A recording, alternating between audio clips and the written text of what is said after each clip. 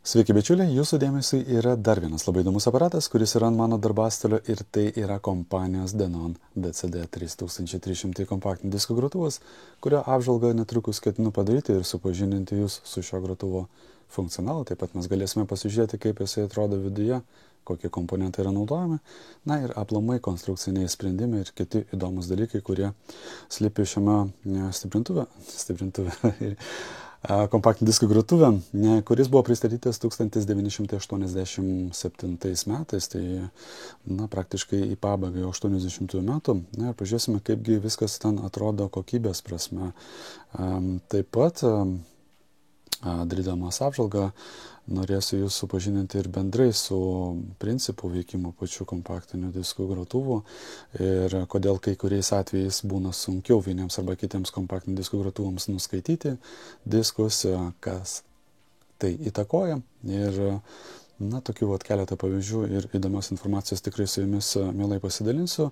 Galbūt bus kažkas naujo tiems, kas nežinojo tų visų niuansų.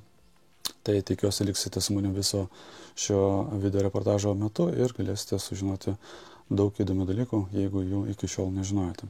Ir šio grotuvo apžvalgą pradėsime kaip visuomet nuo priekinės panelės, susipažinsime su visų jame esančių funkcionalų, bet prieš tai dar pasidalinsiu su jumis bendrą techninę informaciją.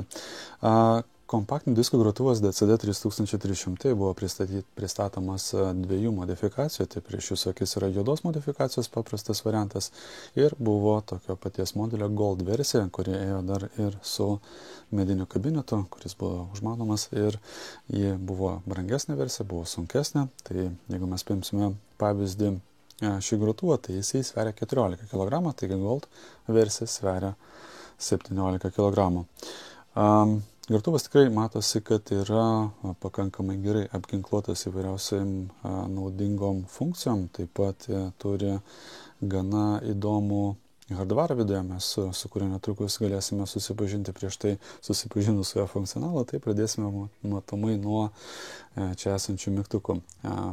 Įjungimo mygtukas, paspaudus jį matosi užsižiebia ekranas, kur yra nurodomas indikacijos disko, visos kitos informacijos, tai mes matome takelio poziciją, taip pat matome tas vadinamas Music Calendar, tai yra, kai nuskaitomas yra diskas, parodoma, kiek dainų iš viso jisai turi ir galima greituoju būdu pasirinkti vieną arba kitą takelį arba dainą ir tuo pačiu metu pas mus matosi indeksas, track number, taip vadinamas takelio numeris ir laikas, kuris gali būti keičiamas priklausomai nuo to, jūs norite matyti visą disko sukimosi laiką, norite matyti vienos dainos einantį į priekį arba grįžtantį atgal, tai yra kiek liko atkurti. Po apačia taip pat slepiasi dar viena panelė, kurią atidarius galima matyti papildomas funkcijas, tai mes matome čia time mode, repeat, call, index, clear, auto space ir time search, kur matosi net yra pabrėžtas atskira spalva, tai time space yra funkcija leidžianti tarp takelių padaryti 4 sekundžių pertrauką. Ir tuo pat metu mes matome kito jau panelės dalyje, tai yra priekiniam fasade uždarius čia esančią konsolę. Pas mus yra play mygtukas, jis yra padidintas, taip pat matosi pause, stop ir takelio next, back ir greitas prasukimas. Taip pat mes matome digital out esančią svirtelę, kuri galima pasirinkti skaitmeninį išėjimą, nes šis grotuvas turi kelis skaitmeninius išėjimus, tame tarpe ir optinį. Na, taip pat pas mus matosi yra dar vienas potenciometras garso reguliavimas, taip vadinamas line out, kuris reguliuoja ir ausinių išėjimo garsumą ir taip pat išėjimo būtent analoginės dalies, nes šis grotuvas turi tiek fiksuoto išėjimo terminalas, tiek turi reguliuojamą garso terminalas, kuris leidžia iš principo jį naudoti netgi be pradinio stiprintuvo, pajungus praktiškai prie galio stiprintuvo ir atliekant jau garso reguliavimą čia priekyje esančių potenciometrų. Ir tai stalčiukas atsidaro štai taip. Matosi, turi metalizuotą priekinės durelės. Viduje yra kokybiškas plastikas, jisai matosi, kad yra tvirtas ir toksai, jį net liečiant, jisai yra malonus ir neturi kažkokio tai sakykime taip, plonumo pojūčio, labai viskas solidžiai yra pagaminta. Tai tikrai fainai atrodo šis grotuvas iš priekio. Nu ką, dabar bandysime mes nuimti jo viršutinį dangtį ir susipažinti su šio grotuvo viduje esančiais komponentais. Nuėmiau kamerą nuo štatyvo ir dabar galėsiu iš visų pusių jums aprodyti šio grotuvo korpuso elementus. Ir matosi, kad jisai tikrai yra surinktas kokybiškai, nes yra naudojami ne kokia nors plieno plonytė skarda, o naudojami tikrai stori metalo aliuminio lakštai, kai kuriuose vietose ir plieno. Taip pat tai viskas yra surinkta solidžiai, matosi, kad netgi tos pačios įvairės, kurios paslėpia šiek tiek net dekoracinės ir tuo pačiu metu prispaudžiančios čia esančias panelės, irgi atliktas ne iš plastiko, ne iš kažko tokio, o iš naudoto aliuminio. Tai tokios, matosi, įvairės yra sudėtas kartu su čia esančiais varžtais. Viršutinis dangtis dalinasi į dvi pusės, tai ardomas jisai yra tokiu būdu, kad yra atsukama visi čia esantis 6 varžteliai, išimami ir jisai yra pradedamas stumti nuo būtent šios dalies, kadangi čia jie yra abudu susijungę, tai pirmą dalį reikia išstumti priekinį fasadą, viršutinio dangčio dalį ir kartu su juo išsistums ir būtent likusią dalis. Šonai matosi taip pat irgi yra su tokiam dideliom įvairiam, kurios paslėpia šiek tiek varžtus, kurie yra sukti į patį korpusą šio grotuvo. Tai ką, netrukus nuimsiu varžtelėse, mes galėsime pasižiūrėti, kaip atrodo grotuvas viduje. Taip pat aš norėsiu išimti kai kurios elementus ir jums parodyti juos iš arčiau, kad bus tikrai įdomu, likite su manimi.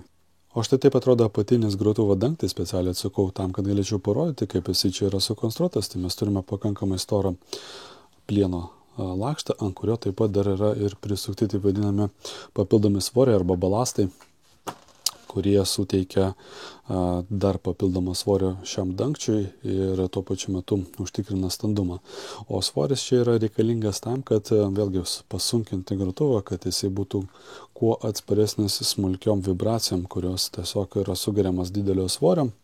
Konstrukcijos pačios taip pat matosi kojelės, aš tai irgi esu atsukęs, parodysiu vieną iš jų, irgi yra pagaminta iš vientiso metalo gabalo, tik tai dažyta, turi gana didelį svorį, aš nežinau, čia kokia viena kojelė kokius 300 gramų beveik sveria. Bendrai visas apatinis dangtis sveria 4 kg 300 gramų. Esu jį pasvėręs tiesiog įdomu modelį, nes man pasirodė toks gana sunkus ir norėjau sužinoti, kiek jisai vis dėlto sveria. Ir kaip matosi, čia apatinėje dalyje taip pat yra dar likusi šasi dalis, kuri matosi, kad yra padengta pilnai variu. Vėlgi tam, kad atlikti papildomą ekranavimą, čia matosi vietomis yra atsiradusi tokių kaip ir korozijos pažeidimų. Visą tai atsirado dėl to, kad, nežinau, arba grotuvas buvo kažkuo užpiltas, nes buvo šitose vietose viskas žalia ir labai liepnu, tai teko visą tai valyti. O nusivalė tik tai su izopropilo spiritu, net joks kitas valiklis absoliučiai neėmė šios dalies. Tai toks jausmas, kad buvo su kokia, nežinau, kažkokia įdomi labai cheminė sudėtim gėrimo arba skysčių užpiltas grotuvas. Tai, žodžiu, kiek man pavyko tą visą dalyką esu pašalinęs, išvalęs, tai netrukus grąžinsiu atgal dangtį ir galėsim tęsti mūsų apžvalgą. Nuėmus viršutinį dangtį mus pasitinka štai toks vaizdas ir mes matome, kad grotuvas yra pakankamai rimtai prifarširuotas, tai mes netrukus susipažinsime su jo struktūra. Aišku, čia kiekvieno komponento atliekamus veiksmus ir vaidmenį ko gero nepasakosiu, nes video išsitems ir bus pakankamai ilgas. Tiesiog prabėgom, galima sakyti taip, susipažinsime su blokinė struktūra, kaip kas ir ką čia veikia. O viršutinis dangtis, kaip matote, dalinasi į dvi dalis. Yra siauroji dalis, kuri uždengia galinę dalį, ir plačioji dalis, kuri uždengia pagrindinę dalį.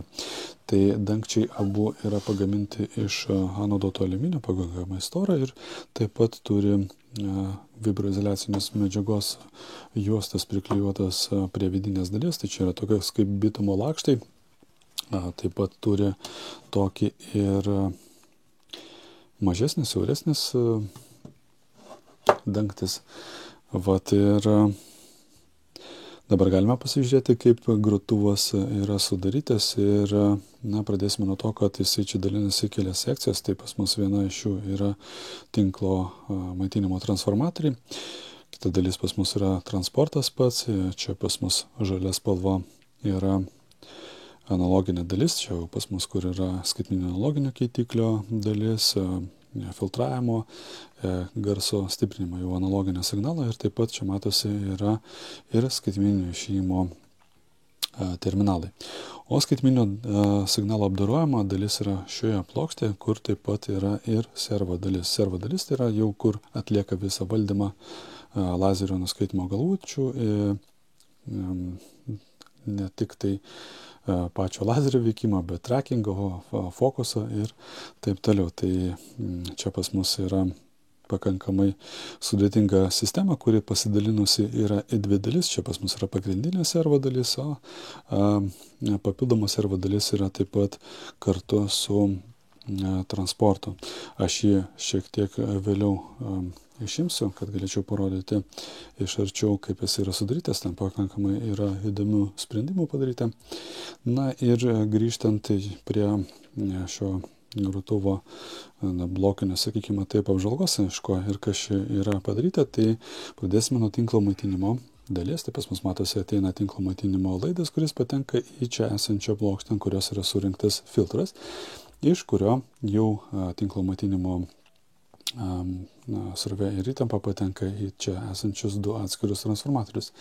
Vienas iš kurių yra skirtas aprūpinti maitinimo skaitmeninę dalį, kitas yra skirtas aprūpinti jau analoginę dalį. Tai matosi, kad jie turi taip pat ir atitinkamus žymėjimus. Tai iš antrinės apėjos jau transformuoto įtampa ir srovė patenka į, jeigu mes imsime skaitmeninę dalį, tai patenka jau į skaitmeninės dalies maitinimo šaltinį.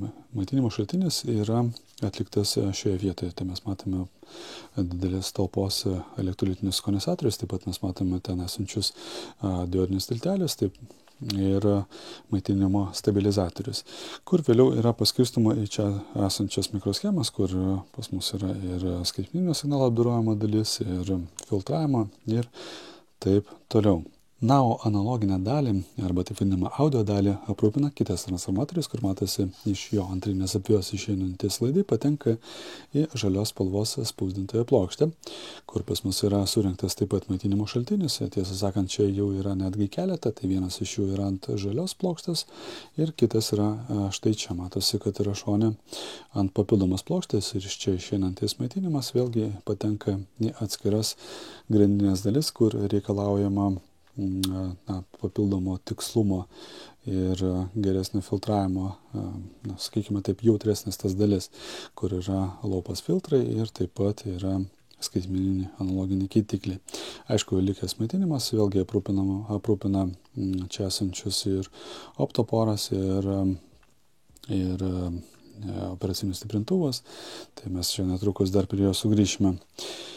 Ir pradėsime turbūt nuo paprasto dalyko. Diskas yra įdedamas į stalčiuką, vyksta jo nuskaitimas.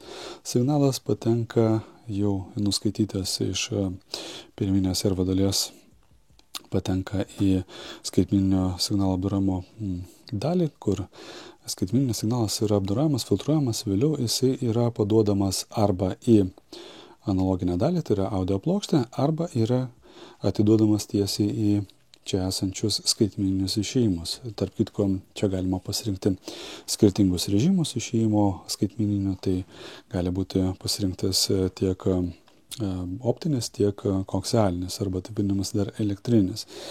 Na ir grįžtant jau prie dalies, kur pas mus skaitmeninis signalas patenka jau į analoginę dalį, matosi per tokį laiduką, kuris gana smarkiai yra čia suvirštas ir apsuktas, tai ilgai tam, kad, sakykime taip, išvengti papildomo neigiamo poveikio, patenka į čia esančią jau audio plokštę, kur jis yra atskiriamas nuo skaitmeninės dalies per optinį ryšį. Tai reiškia, kad jisai neturi jokio galvaninio surišimo, tai yra maitinimas nepersiduoda kartu su signalu iš vienos plokštės į kitą, tai patekęs čia signalas optiniu būdu yra perduodamas į jau sekančią pakopą, kur jau vyksta skaitmeninis analoginis signalo keitimas, tai yra iš skaitmenos yra verčiamas į analoginį, kur to užsiima Burr-Brauno PCM 56P mikroschemas vienam ir kitam kanalui. Čia pas mus matosi left channel, o čia yra right channel. Taip pat signalas praeina dar ir per atskirus kiekvienam kanalui čia patalpintus ir padarytus low pass filtrus, kur matosi taip pat yra galimybė netgi atlikti tikslų nustatymą kiekvieno iš esančių filtrų. Matosi taip pat yra dar ir papildomi potenciometrai, o čia pas mus yra po tokiais variniais skydais yra patalpintos ritės. Vėliau signalas patekęs, praėjęs pro low pass filtrus, patenka į operacinius stiprintuvus. Čia matosi pas mus vienam ir kitam kanalui yra atskiras operacinis stiprintuvas, kur pas mus yra naudojamas NE5532P, geras charakteristikas turintis operacinis stiprintuvai iš Texas Instrument. Ir vėliau taip pat matosi, kad yra dar po 2 operacinius stiprintuvus šeimo, čia gali būti ir buferiai. Tiesą sakant, ar nepasižiūrėjau į schemą, kokią čia vaidmenį tiksliai atlieka, ar tai vėlgi sustiprinimai ir taip pat leidžiantis atiduoti signalą dar ir balansinius išėjimus, ar čia yra dar papildomi buferiai, reikės dar pasižiūrėti į schemą atidžiau. Ką mes čia toliau matome? Taip, mes toliau matome, čia dvi poros yra, ne dvi poros, o viena pora balansinių išėjimų, toliau pas mus čia yra reguliuojamas garso, būtent nebalansinis išėjimas ir nereguliuojamas. Taip pat jau eina ir skaitmeniniai išėjimai, kokselinis ir optinis. Tai va taip atrodo šis grotuvas iš vidus. Mes matome taip pat, kad visi komponentai yra sumontuoti ant korpuse įmontuota dar vieną korpusą arba šasi dalį, kur galima sakyti, į aliuminio korpusą yra dar įdėtas ir vario toksai padengtas dar papildomas šasi elementas, ant kurio praktiškai laikosi visi komponentai ir tuo pačiu metu tas vario plokštės apsaugo atlieka tam papildomo ekranavimo vaidmenį ir sumažina išorės poveikį čia esančiom jautriom dalim. Tai štai taip atrodo šis grotuvas, tikrai pakankamai rimtas daiktas yra, rimtai surinktas. Netrukus pasižiūrėsime, kaip atrodo jo transportas, man tik tai reikia jį išmontuoti. Vėlgi čia reikės visus laidus, viską atjungti, atsukti, nuimti priekinį fasado dalies dangtelį. Ir tam, kad galėčiau išimti ir parodyti iš arčiau, kaip atrodo šio grotuvo jau servo dalies, ne servo dalies, o būtent transporto mechanizmas ir komponentai. Išėmus iš Danone CD3300 transporto dalį, arba tiksliau tariant disko nuskaitimo mechanizmą, taip pat esu nuėmęs ir keletą konstrukcinius elementų, kad galėčiau parodyti iš arčiau, kaip čia jis yra sudarytas. Tai yra kai kurie sprendimai, kurie, galima sakyti, taip nieko naujo, nes kai kurie gamintojų grotuvuose tokie patys yra naudojami. Tai pradėsiu nuo to, kad disko nuskaitimo dalyje esantis spindlas matosi yra atliktas iš metalo ir taip pat turi tokią galimybę prisitaikyti prie skirtingo diametro disko, nes ne visų diskų centrinė skylė būna vienodo diametro ir matosi, kad šioje dalyje grotuvas yra pakankamai lankstus ir gali optimaliai prispausti diską prie čia esančio Direct Drive tipo variklio, naudojant dar papildomas spyruoklės, kurios matosi yra taip pat pavaizduotas ir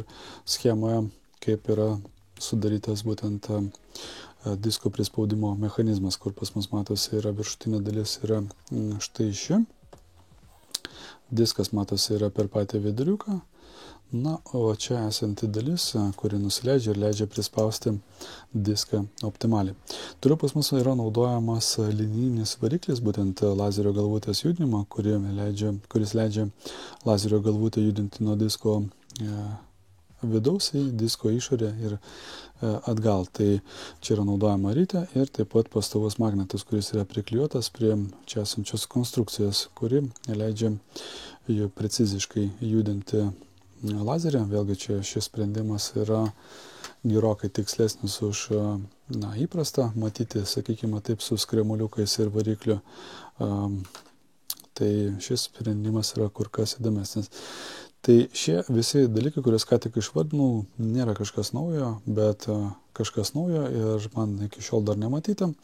Yra bazė, ant kurios laikosi visa šita dalis, kur yra ir taip pat variklis Direct Drive tipo ir lazerio judinimo dalis.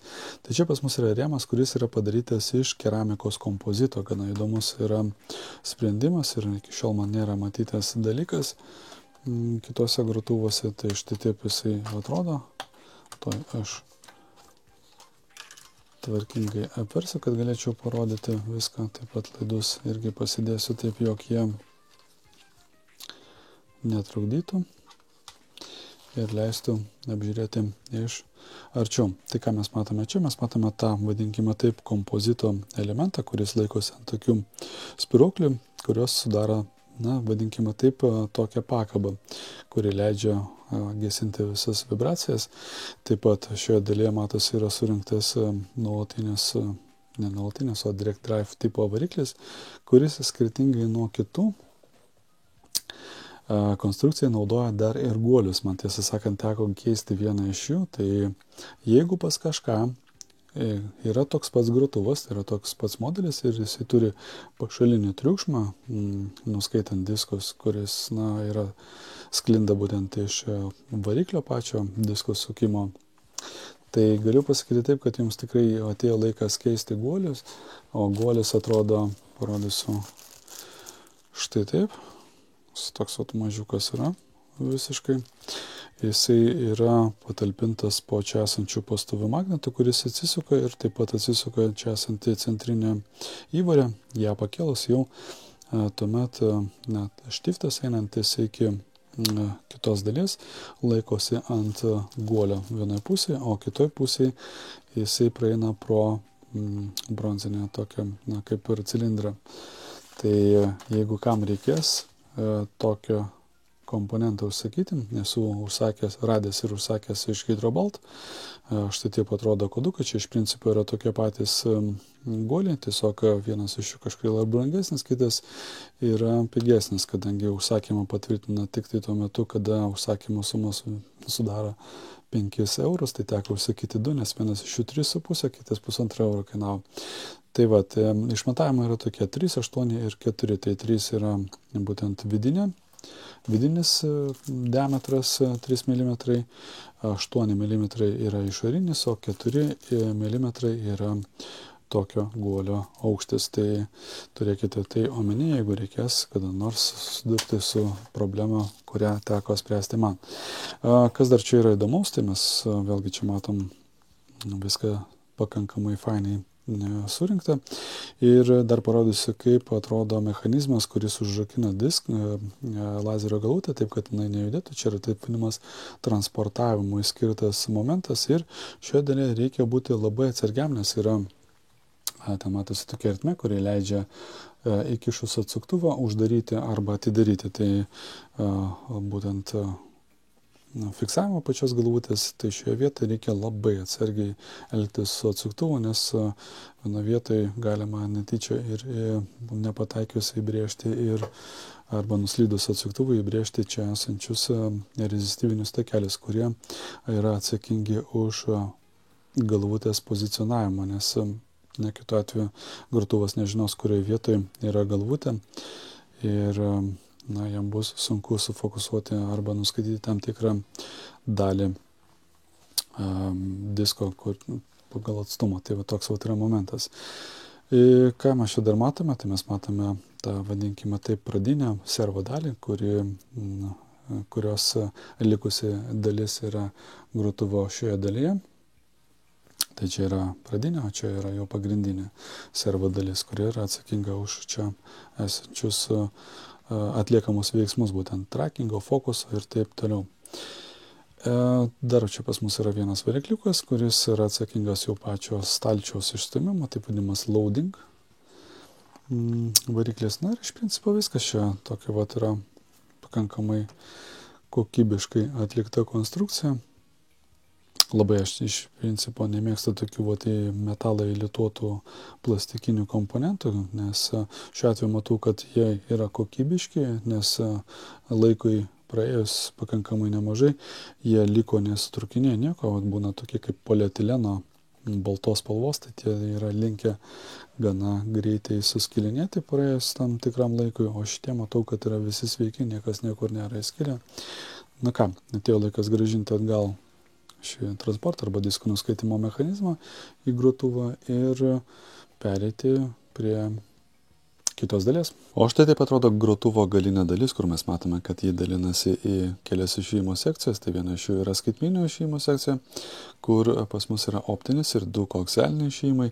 Taip pat mes turime analoginio išėjimo dalį, kur pas mus matosi 2 poros RCA 2 paauksuoto, tikrai geros kokybės.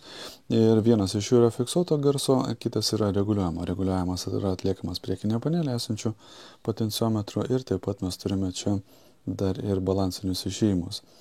Ir, iš principo viskas, ką mes matome galinėje dalyje. Atlikus Denon DCD 3300 grotuvo apžvalgą, atėjo laikas kaip tik užkabinti dar vieną labai įdomią temą, ir panaudoti šį grotuvą tiesiog eksperimentiniams tikslams, kad galėčiau parodyti vizualiai, kaip atrodo vienokie ar kitokie veiksmai. Tai pradėsime galbūt nuo bendro topiko, apie ką bus kalbama. Tai šiuo atveju tai bus, kodėl vieni kompaktiniai diskų grotuvai skaito visus diskus, o kiti ne. Arba skaito juos su papildomais iššūkiais. Ir pabandysiu atsakyti šį klausimą paprastai suprantama visiems kalba ir pradėsiu galbūt nuo tipinio veikimo principo, nes diskų nuskaitimo procesas prasideda nuo 2 suderintų veiksmų. Tai yra servomechaninės ir optinės dalies.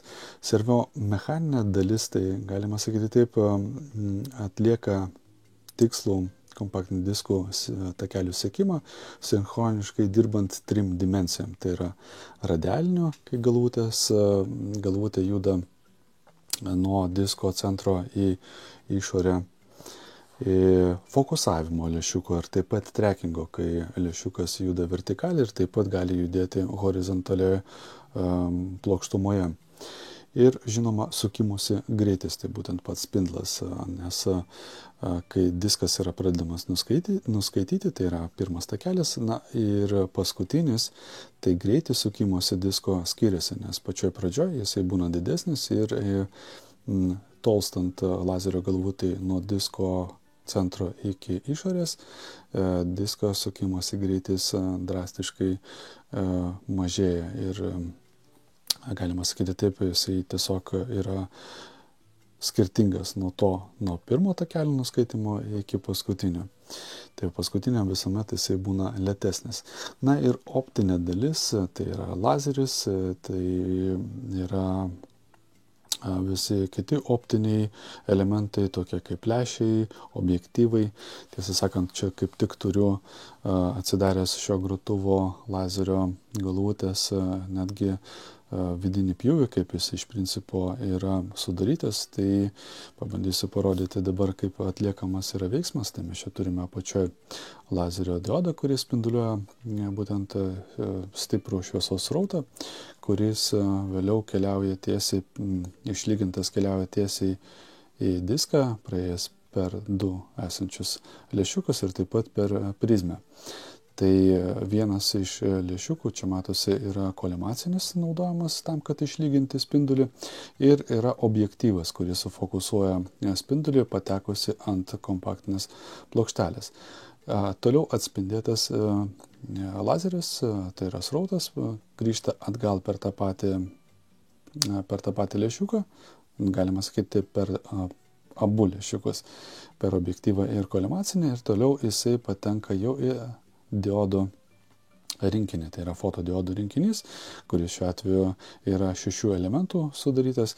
Taip pat praėjęs dar vieną lęšiuką, kuris yra skirtas tam, kad atsikratyti visų nepageidavimų atspindžių. Na ir ištiesinti spindulį, kuris patektų tiesiai į čia esančius foto elementus, fotodiodų šiuo atveju. Tai lazeris šiaip spinduliuojantis šviesą, jisai turi 780 nanometrų bangos ilgį, kurį neįmanoma iš tikrųjų pamatyti žmogaus akim, nes mes čia tiesiog negalim matyti tokio spektro. Ir tai, ką mes matome kaip raudoną šviesą, lęšiuko, sakykime taip,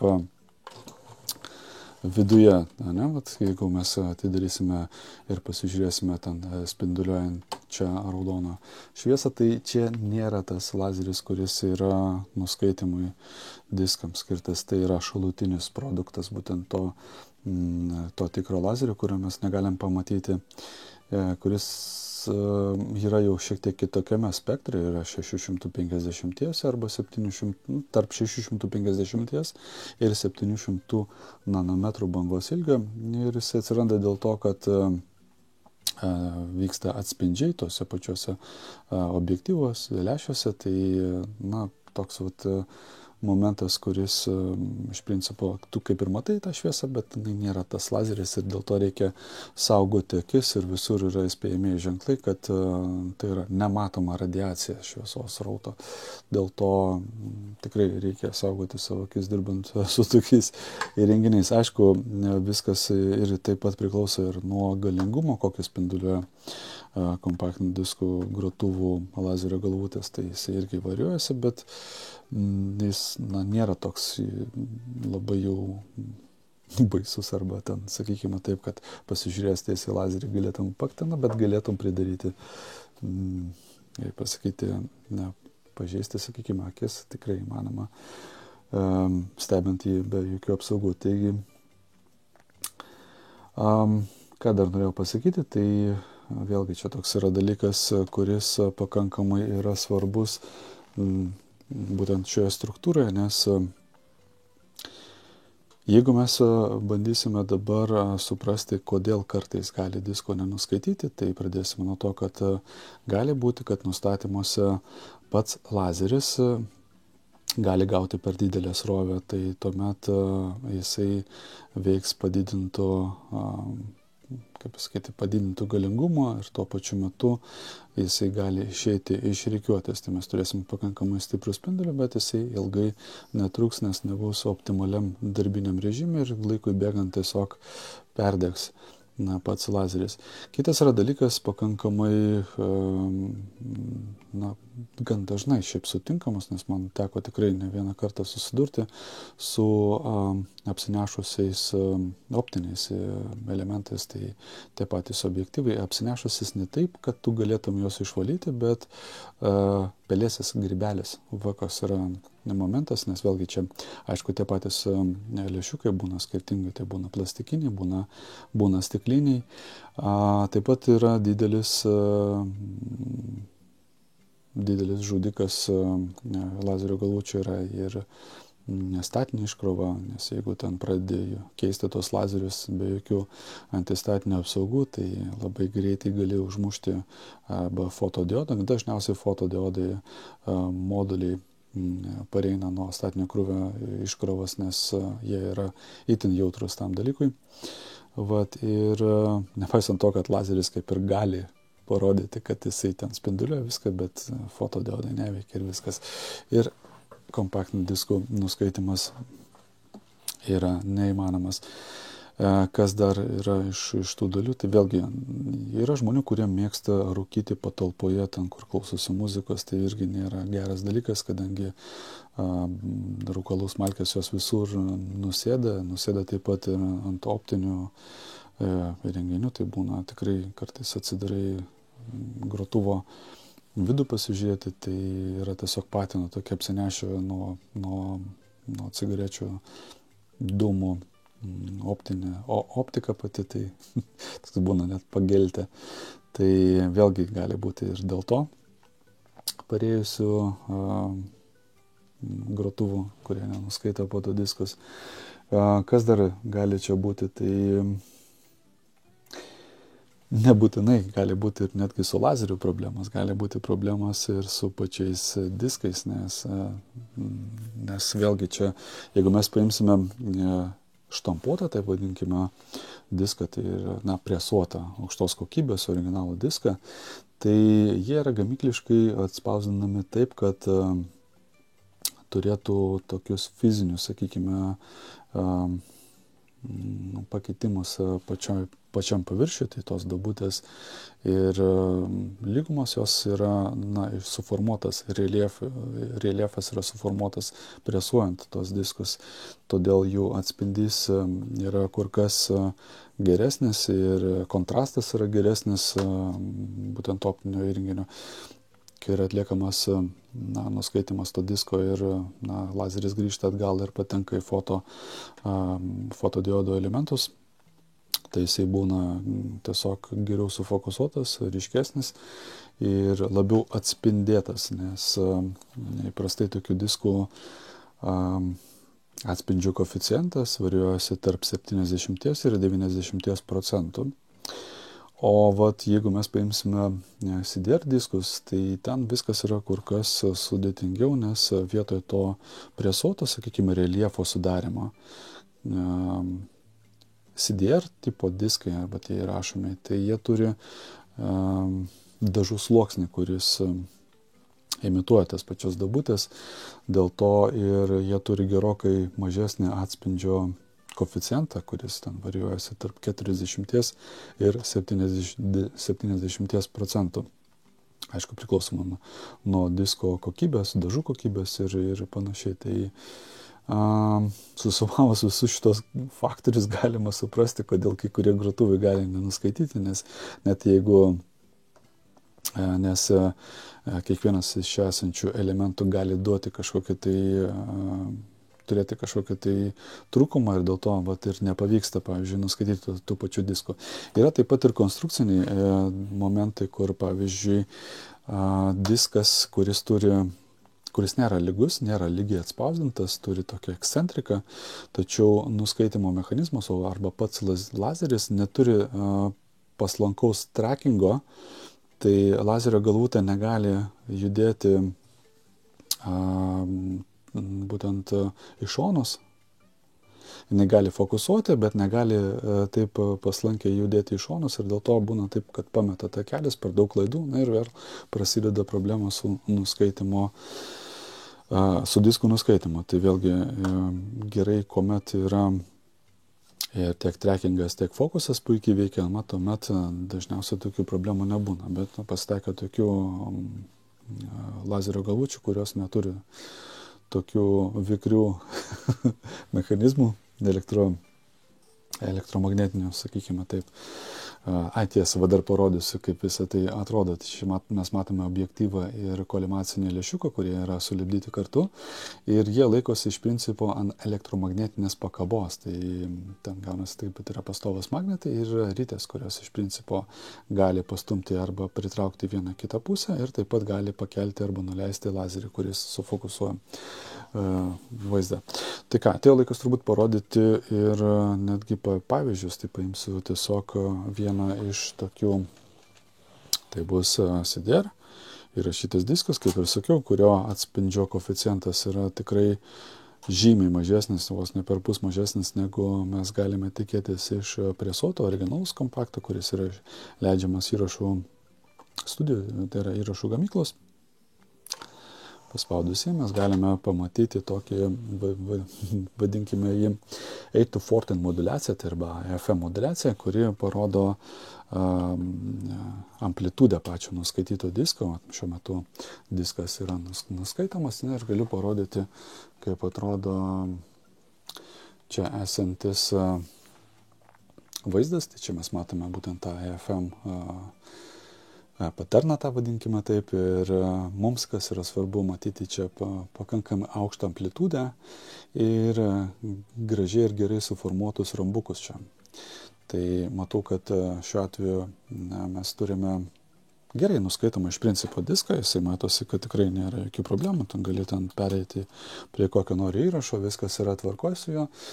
Tačiau signalo atsakas yra žymiai mažesnis ir jeigu kažkuris tai iš čia esančių elementų gali būti silpnesnis, tai tarkime gali būti apsinešusi linzė, gali būti per didelis arba per mažas srautas to paties lazerio spindulio, gali būti išėjęs iš rikiuotės arba netinkamai veikianti pakaba lęšiuko, tai yra pačio objektyvo. Gali būti vėlgi apsinešęs ir pats lęšiukas, taip vadinamas error detecting linzė. Galbūt vienas iš čia esančių 6 fotodiodo elementų gali būti neveikiantis, tai tinkamai. Tai, tie visi dalykai, jeigu tu dar įdedi kokį nors įrašytą kompaktinį diską, kur mes matome, kad atsakas jo nėra super geras, nepaisant to, kad jis iš principo yra nuskaitomas be problemų. Aš dabar dėsiu ir kaip pavyzdį parodysiu, kaip atrodo įprastas štampuotas diskas, kuris yra tiesiog originalus, sakykime taip. Tai dėsiu dabar ir iš karto pamatysite skirtumą.